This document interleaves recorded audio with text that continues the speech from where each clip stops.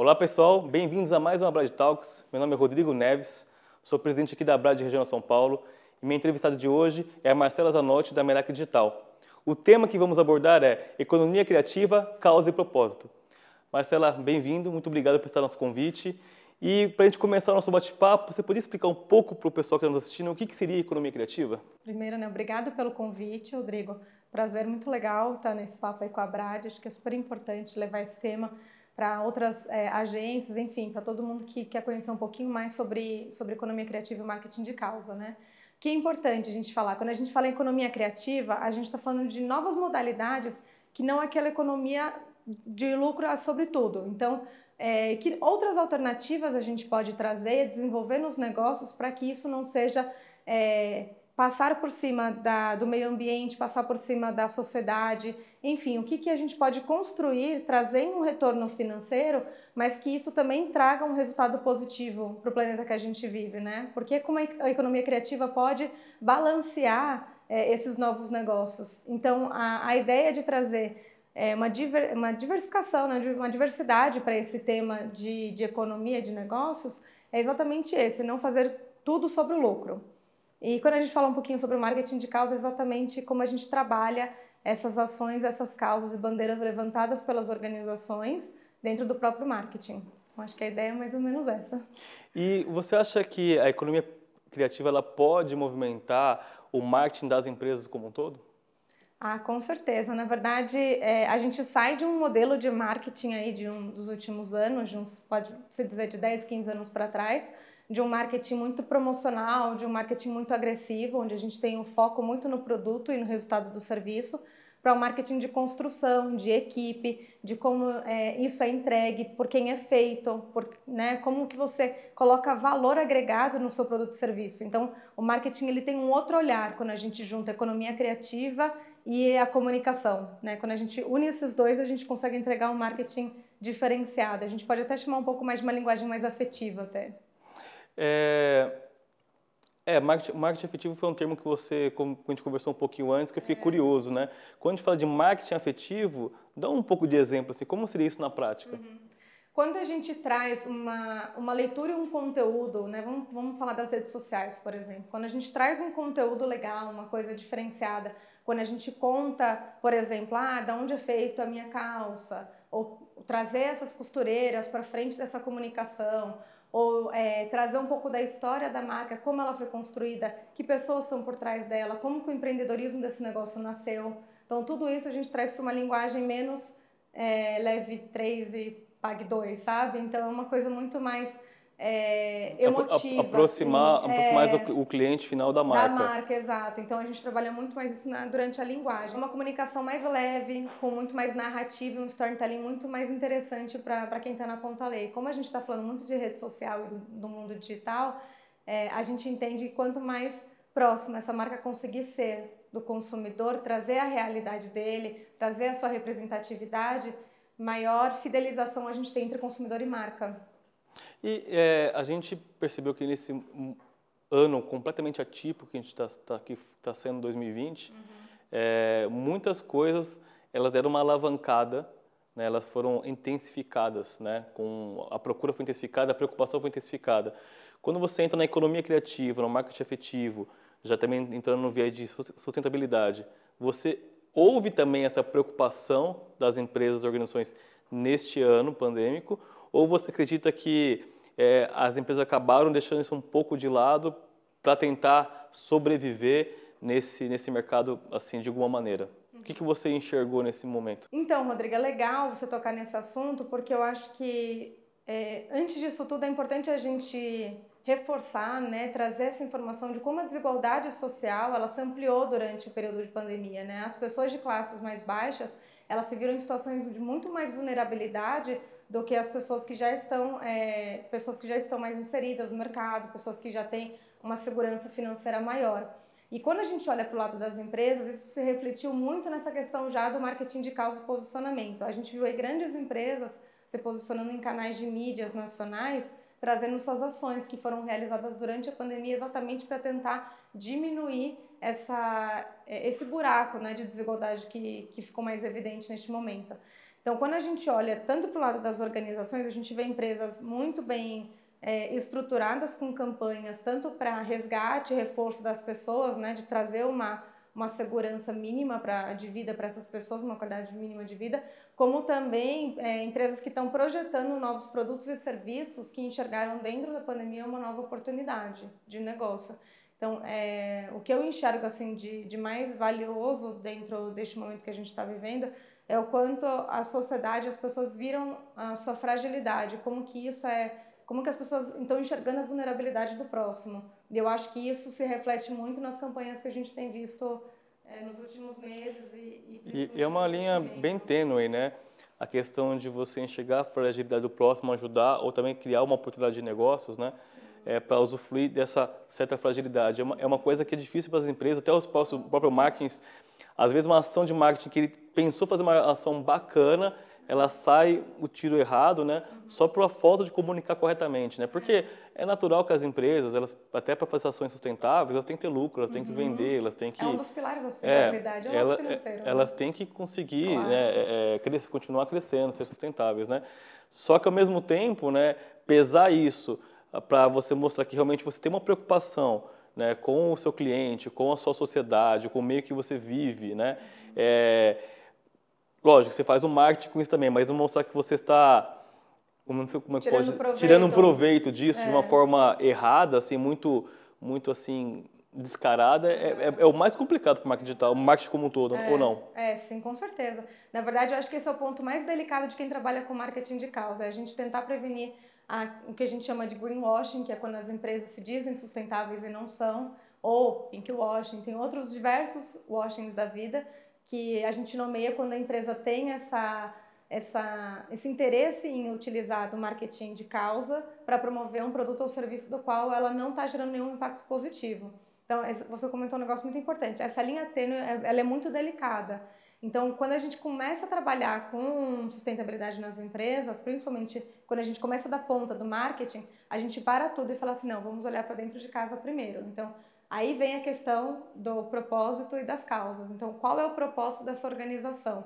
Por que ela existe? Então, o propósito é que vai guiar todos as diretrizes, inclusive as de comunicação digital, do marketing, enfim. Então, é olhar primeiro para essa raiz, para esse propósito, que pode ser variado, ele não precisa necessariamente... Às vezes o marketing assim, eu acho que eu enxergo um pouco, né? O marketing tem aquela boa vontade, tem aquele interesse em fazer, tem a aprovação do board para fazer isso, só que a empresa como um todo ela não está preparada. Então não adianta fazer se a empresa não está preparada. E falta um pouco de maturidade da organização em si. É isso. Tem esse ponto e tem um ponto também muito importante. Às vezes o marketing ele não dá espaço de fala para as pessoas que realmente você quer representar. Então, vou dar um exemplo. Às vezes você quer falar sobre o movimento negro, por exemplo, e nós somos duas pessoas brancas. Então, como que a gente vai falar sobre o movimento negro se a gente não deu espaço para uma pessoa dessa causa poder falar e nos mostrar o que está realmente acontecendo e o que a gente pode, de fato, propor como solução de negócio e comunicar isso? Porque uma coisa, apesar de ser muito tênue, uma coisa que eu acredito muito, Rodrigo, é que assim, você ter uma ação socioambiental, né, de impacto e você promover isso através do marketing é uma baita oportunidade para o restante do mercado se inspirar e promover isso também em outras frentes, porque causas é o que não falta nesse planeta, entendeu? Então, para mim, é muito mais uma oportunidade de você inspirar outras pessoas e de você mover novos negócios, porque, como você disse, as empresas também vivem da parte financeira e isso tem que ser muito claro, tem que ser muito transparente. E acredito que isso, então, pode ser muito mais vantajoso do que uma desvantagem. É só realmente essa linha de cuidado para você olhar dentro da empresa, dentro da organização e ver se está todo mundo alinhado. E quando a gente fala de empreendedorismo socioambiental, né, quanto que você acha que é importante investir? E trazendo um pouco de um viés, assim, porque para uma grande organização que tem fundos, que tem receita, que já tem todo um lucro, já, sabe? Já está bem estruturada, é mais fácil começar a pensar em investimentos nisso. Pode ser que tenha o desafio organizacional para não dar um tiro fora, né? Mas ele já tem a verba, o budget para isso, ela possui. Ou ela possui, ela pode destinar, né? Quando você fala de uma pequena ou média empresa, né, muitas vezes por mais que ela tenha a vontade, ela não tem o recurso financeiro. Exato. Mas eu acredito que tenha formas de você começar a investir nisso, sem muito investimento, assim, começar a investir. O quanto que eu acho que é importante as empresas realmente pensarem em reservar esse budget para empreender de uma forma sustentável, socioambiental? Bom, quando a gente fala de empreendedorismo socioambiental, a gente está falando de uma empresa ou de uma startup, enfim, né, uma marca que já nasce com esse propósito de fazer a diferença. E quando a gente fala isso, todo o negócio ele é voltado para isso. Então, eu vou te dar um exemplo tem uma linha de sapatos muito conhecida no mercado da sustentabilidade, que ele nasceu de um reaproveitamento de tecidos que eram de roupas de brechó. Então, o sapato nasceu, o produto nasceu de toda uma construção de upcycling, que é que a gente chama de reaproveitamento dos tecidos. Então, quando você cria um produto ou serviço voltado para essa raiz na sustentabilidade que a gente diz, o restante não é que ele fica mais fácil, mas ele já está no vem mais natural, vem mais natural. Ele já está no core do negócio. Então, assim, é tudo muito mais tranquilo para você não só comunicar, mas para você inserir ele no mercado. Existe sim uma barreira ainda muito forte com produtos sustentáveis, muito voltados por uma bolha, né, de estar restrito. Eu acho que também tem uma questão aliado a isso que você falou, uma das barreiras também não é apenas... não é porque ele é sustentável, que ele é feito de uma reciclagem, um reaproveitamento, que ele é mais barato também, né? Não necessariamente. Existe esse grande... Eu chamo até de preconceito, que eu vou até entrar um pouquinho na questão da alimentação, mas existe muito preconceito com as questões sustentáveis serem mais caras, os orgânicos serem mais caros, enfim, ser vegetariano ou vegano custa mais caro. Então, falando um pouquinho dessas barreiras dos produtos sustentáveis, né, e toda essa questão da precificação que ele traz para o mercado, não é só a questão de entender o valor que está sendo entregue para a sociedade, mas também entender como é feito esse processo. É por isso que a gente diz muito que quanto mais transparente a comunicação da produção, de como isso veio, como isso se criou, mais fácil de você sensibilizar o mercado na ponta e as pessoas reconhecerem esse valor e aderir àquele produto ou serviço. Mas ainda assim, eu concordo com você, a gente ainda tem uma bolha quando a gente fala em sustentabilidade, onde foi até realizada uma pesquisa recentemente pelo Fórum de Marketing de Causa, onde eles enxergaram que dentro das pessoas que responderam um questionário sobre aquisição de produtos que tinham uma verba destinada a um projeto socioambiental ou que nasceram de uma sustentabilidade, né, de um negócio de impacto, quando você classifica essas pessoas por classe social, isso ainda está muito restrito numa classe A e uma classe, né, vamos chamar de B+, assim. Então, ainda está muito restrito nessas pessoas de capital e esse é o grande desafio, acho, da sustentabilidade, porque ela é muito mais... Talvez ela não cresce porque não existe também um volume alto de compra também, né? E ela não chega na ponta, porque se você for entender, pelo menos o mecanismo de uma empresa que produz orgânicos, por exemplo, é uma empresa que ela muitas vezes é produzida no extremo sul de São Paulo, né, numa região que a gente não tem muita proximidade. Aí ele chega aqui no mercado, né, nos bairros mais nobres, custando o dobro, o triplo do preço que poderia custar por conta muito dos encargos que a gente tem, né, por estar aqui, mas quando ele é devolvido para as áreas periféricas, ele volta sem valor. Então, ele volta como um resto de um alimento, por exemplo. Então, esse é um cuidado que a gente tem que ter muito, porque às vezes as periferias das capitais aqui produzem essa sustentabilidade e elas mesmas não recebem um retorno sobre isso. E elas não usufruem, né? Exato. Então, esse é um dos outros desafios que a gente eu acho que é um desafio assim, logístico até de entendimento, né? Porque, por exemplo, até eu vou falar uma coisa nada a ver aqui, refinarias, né, que produzem álcool, né, o uso da cana-de-açúcar. A refinaria produz, só que ela não vende mais barato para quem está próximo deles. Acaba saindo para outro lugar, de outro lugar voltar, e por conta de todo esse custo logístico, custo de tributação, acaba sendo o mesmo preço, quem dirá às vezes até maior, entendeu? A gente tem algumas ideias, quando a gente olha para essas alternativas sustentáveis, que são as ecovilas, né, que são esses projetos de moradia, onde você constrói todo o entorno dela voltado para a subsistência daquela própria comunidade. Então, alimentação, saúde, educação. Fica tudo voltado dentro daquela própria comunidade. É muito interessante, tem várias regiões, vários cases já que estão saindo. Aqui em São Paulo a gente tem quadras de futebol que estavam já sem uso, estavam fechadas na periferia e que viraram campos de cultivo de verduras e hortaliças para aquela própria região usufruir, que aí elas conseguem manter uma alimentação mais de qualidade do que a alimentação que elas tinham anteriormente. Então é muito interessante assim, você ver esses projetos nascendo, sabe? Eu vi, tem um agente digital da Brad, vou te apresentar ele, Thiago, ele é da agência Pulso, né? Depois vou até marcar ele aqui nesse vídeo. Eu acho que recentemente, há uns tempo atrás, ele mudou para uma ecovila. Né? Falou se foi sonho de vida, na verdade. Foi uma das melhores coisas que ele falou que já fez, assim, sabe? Ele foi mudando aos poucos, cada vez mais, para estar num ambiente um pouco menos estressante, melhor de viver e tal. Porque quanto mais você amplia a nossa consciência das coisas que a gente consome, eu acho que isso entra muito nessa questão de mudança de comportamento do consumidor, mais você busca alternativas até de próprio autoconhecimento e de coisas que vão te trazer retorno de evolução, sabe? Independente daquilo que você tem de crença ou não. Então, é muito interessante quando você olha para os modelos de ecovilas, como que a comunidade em si, ela consegue se sustentar e, mais que isso, ela consegue gerar renda. Acho que essa é o grande tchan do negócio. Então, quando a gente fala de empreender de forma socioambiental assim, é mais fácil quando você constitui um negócio já voltado a isso do que realmente transformar uma existente. A existente, você acha que não sei se seria o melhor termo, mas criar uma divisão da empresa pensando nisso, é mais fácil para uma grande organização conseguir se inserir nesse contexto? Ou realmente o melhor modelo é realmente a organização ela repensar ela como um todo para ela se inserir de forma íntegra?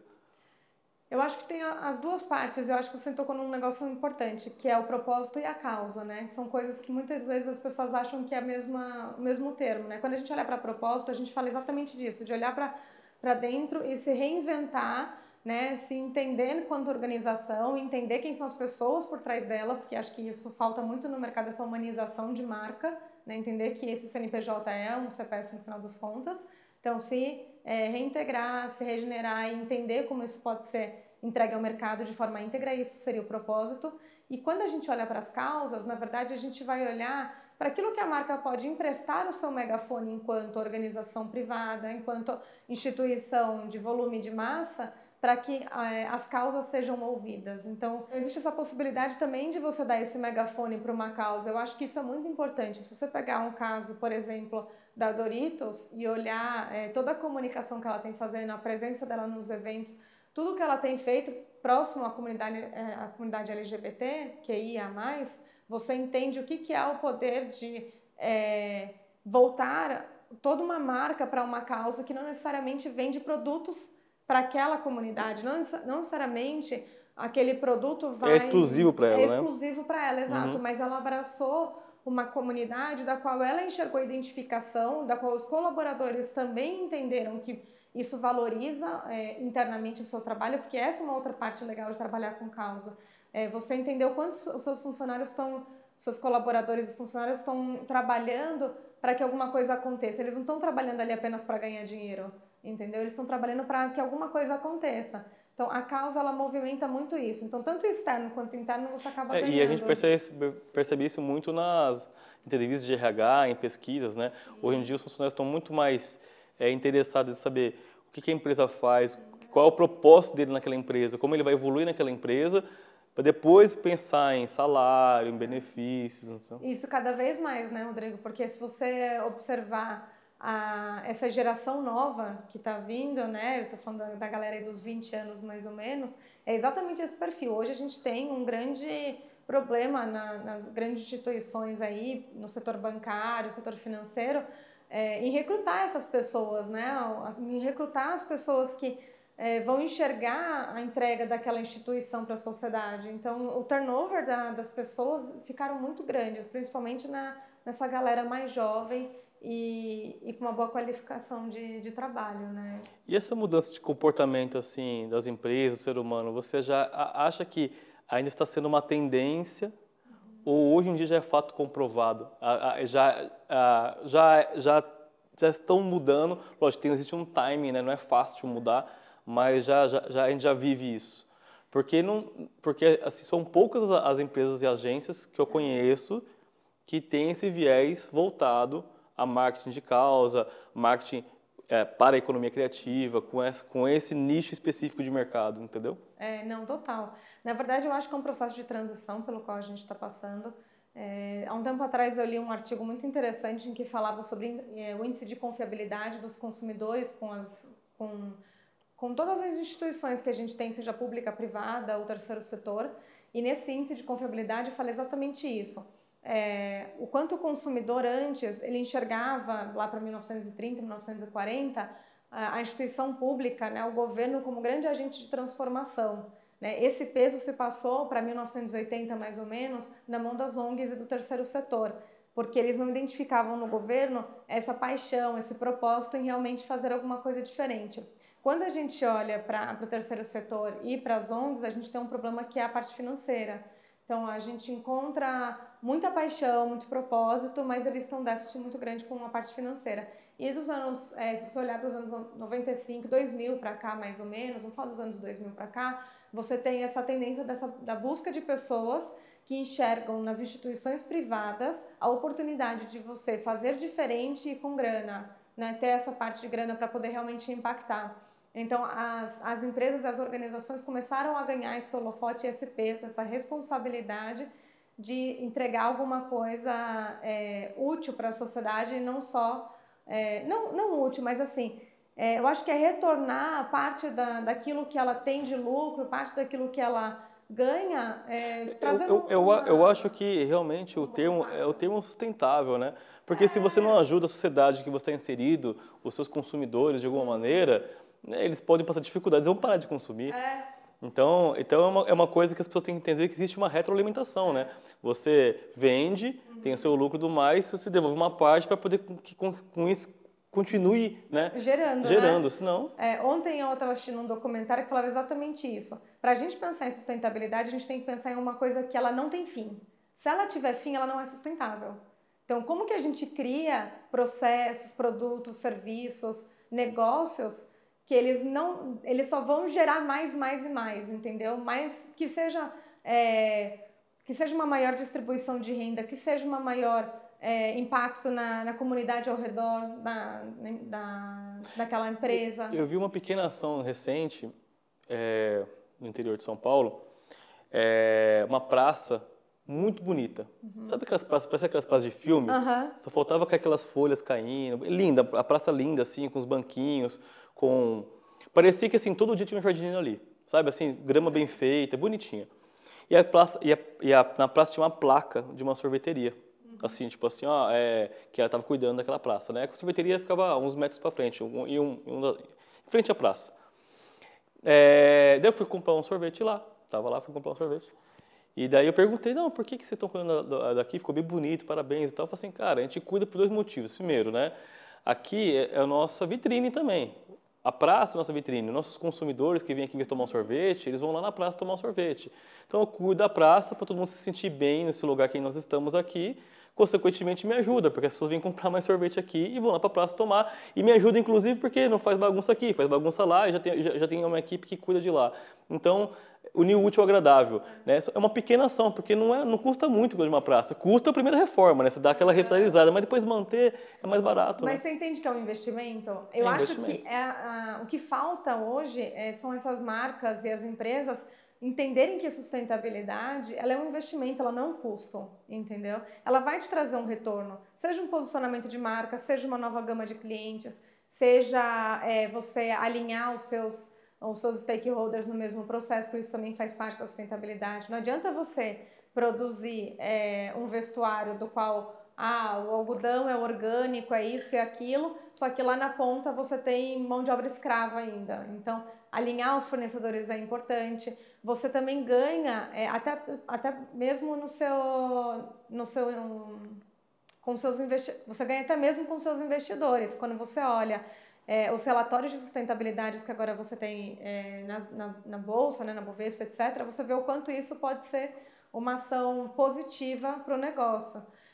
Tem um case muito legal quando a gente olha para para como investimento pode virar um retorno, que é uma campanha que a Natura fez recentemente com o Dia dos Pais, onde eles inseriram o Tami Miranda, que é uma pessoa trans, como capa da campanha dos pais, e como Dia dos Pais, né, para a campanha do Dia dos Pais. E quando você olha a semana, né, eles colocaram a campanha no ar. Uma coisa muito importante quando você trabalha com causa, você sustentar o seu posicionamento. Eu acho que a Natura realmente arcou com aquilo que veio também, né, de posicionamentos, de opiniões negativas da campanha. Ela não retirou a campanha. Ela não retirou, ela se manteve firme no posicionamento. Isso é trabalhar com causa, por isso que é muito delicado. Mas, ao mesmo tempo, se você observar os dias subsequentes da campanha, você vê o quantas ações da Natura valorizaram com essa mudança. Não só ações, né? Eu percebi uma movimentação de muita crítica no começo, assim que lançada, e ao mesmo tempo que veio as críticas, logo em seguida veio as defesas, né? Sempre toda marca tem um hater, né? Mas se você realmente está inserido naquela causa e se a marca não balançou, né? Porque se a marca balança, se ela retrai, aí eu acho que é pior. Mas como ela não retraiu, ela realmente se posicionou, as pessoas ao redor começam a ajudar a marca a defender a causa, né? São os advogados de marca, né? Que a gente já conhece. Então, cada vez mais também a gente ganha esses advogados. Então, o posicionamento de marca em cima das causas, ele é muito importante para isso. Como você disse, os haters sempre vão existir, não importa. E eu acho que a gente tem que pontuar uma coisa que é importante, Rodrigo, que é, como a gente falou de movimento de transição que a gente está passando, eu acho que todo mundo está aprendendo. É um cenário muito delicado, porque a gente deveria nascer sabendo de algumas coisas, deveria, mas a gente não nasce sabendo disso. A gente vive numa sociedade totalmente estrutural e totalmente voltada para o tradicional, sabe? E aí esse tradicional, ele não é a vida real. E essa vida real, ela é diversa, ela é diferente, ela é plural, sabe? E a gente só vai aprendendo isso com o passar do tempo. E aí eu acho que a gente também tem que não é dar um desconto para essas marcas, mas é entender que a gente está passando por esse momento de transição. Eu vejo que às vezes algumas empresas realmente tentam fazer algumas campanhas na maior boa ação, na maior boa vontade, mas alguma coisa ali escapou e deu errado e aquilo virou um tiro no pé. Então, assim, tem meio de prevenir? Tem, mas às vezes aquilo, por alguma razão, ainda tá em processo de aprendizado, sabe? Então, eu acho que a gente também tinha que pegar um pouco mais leve, assim, entender alguns momentos de algumas empresas. Não todas, tá? Tem algumas que cometeram umas gafes aí recentes que não dá para passar pano, mas... tem umas que a gente percebe que ela quis realmente se aproveitar, né? Tem horas que fica evidente. Sim. Para quem é do digital, nativo no digital, né? Agências, assim, que querem começar a atuar nesse segmento de sustentabilidade, de o marketing mais afetivo e tal, começar a inserir isso no contexto de suas campanhas, no contexto dos seus clientes, dos seus atendimentos. Você tem alguma dica, alguma coisa que você pode fazer? Comece por aqui, vai por aqui, que é um caminho que vai ser mais fácil para você conseguir se adaptar? Eu acho que a conscientização é o primeiro ponto. Acho que se a gente, enquanto agência, entender o nosso papel dentro do negócio e dentro do mercado que a gente está inserido, já é uma grande porta para a gente começar também a sensibilizar os nossos clientes. Porque no final de tudo, Rodrigo, a gente esbarra exatamente com isso. Esse desafio entre você mostrar para o seu cliente que isso vai ter um retorno para ele e também mostrar qual é o papel do seu cliente dentro da sociedade. Então, eu falo sempre que o nosso papel, mesmo de agência de marketing digital, ele vai muito além, ele acaba virando, às vezes, um projeto de consultoria, a gente dá muita oportunidade, a gente entrelaça os parceiros desse mercado. Então, o que eu acho que é muito importante, a gente sempre tem uma rede muito forte. Então, o que é fornecedor de um, a gente apresenta para outro. O que funciona para um, a gente mostra para outro o que dá para fazer. Então, é sempre uma oportunidade de começar pela conscientização e também transferir isso para o seu cliente. Porque acho que é a partir daí que você começa a olhar e ter novas ideias, sabe? Uma agência, um agente digital que quer fazer isso, ele necessariamente tem que estar com a empresa dele assim, inserida nesse contexto também, porque às vezes... até pelo formato, tamanho de porte de empresa e tudo mais, não tem essa capacidade, né? Ou, enfim, eu acho que às vezes não consegue ter uma agência sustentável, uma agência que já conhece todos os conceitos, que já está fazendo todo o papel de empreendedorismo socioambiental. Às vezes a agência em si ela não está, mas ela gostaria de oferecer isso, né, para auxiliar a marca. Necessariamente ela precisa estar ou ela pode oferecer sem estar? Lógico que estando ela tem muito mais embasamento, mas qual que é o seu ponto de vista em relação a isso? Eu acho que é uma balança de muito cuidado, porque o meu grande medo é a gente realmente cair para esse greenwashing, sabe? Da gente ter esse serviço ofertado, mas nem sempre a agência teve aquele toque, aquela sutileza de olhar para ver se aquela empresa está realmente produzindo aquilo, se ela tem uma certificação que garanta. Falta aquela questão de experiência e maturidade Eu da própria acho, agência. Se a agência não está inserida, se ela não vai faltar vive detalhes, aquilo, ela vai pecar pelo detalhe ali, de uma coisinha ou outra, que no final esse detalhe Sim, pode fazer muita diferença lá na frente. Pode, porque assim como a gente busca atender essas marcas que são de impacto socioambiental, a gente também, como marca, tem que tomar esse cuidado. Então, assim, dá para a gente garantir que todos os nossos clientes têm esse posicionamento 100% e são fiéis àquilo? Não dá para a gente garantir. Mas a gente tem uma experiência de já saber por onde está funcionando e onde não está, sabe? O que está dando certo e onde não está. Então, é sempre esse cuidado que talvez quem esteja fora desse mercado não enxergue. Mas eu acho uma ótima oportunidade. Eu acho que qualquer um que tenha isso voltado, que enxergou o seu propósito, que eu acho que tem alguma coisa que se identifique, eu acho que vale a pena você ir atrás, você buscar informação, você atender um pequeno projeto socioambiental, você pode atender um projeto do terceiro setor e entender como funciona aquilo, trabalhar voluntariado primeiro, entendeu? E assim você vai conhecendo o segmento. Meu único ponto que eu ressalvo é quando a gente é muito fora de um segmento como esse, que é muito nichado, a gente não tem essa experiência e maturidade, como você comentou, e isso pode afetar na campanha, pode afetar no resultado do trabalho. Marcela, queria te agradecer pela presença, foi um ótimo papo. Eu acho que é um assunto que a gente realmente tem que trazer mais à tona. A gente conversou lá atrás num webinar de economia criativa, foi para Letícia, vamos chamar a Marcela para bater um papo aqui na Brad Talks, porque é um assunto que eu acho muito relevante. E fico agradecido por você ter aceitado o nosso convite, né? E se quiser deixar um recadinho para o social da Brad aí, fique à vontade. Legal. Bom, gente, eu queria primeiro agradecer, eu acho que realmente é uma oportunidade a gente poder falar sobre isso, falar sobre sustentabilidade dentro das marcas, principalmente dentro do marketing. A gente precisa quebrar esse tabu de que o marketing né, a parte feia que só quer vender, só quer vender, só quer vender. A gente tem um propósito, sim, de vender, mas vender um produto ou um serviço consciente, trazer essa responsabilidade para o consumo.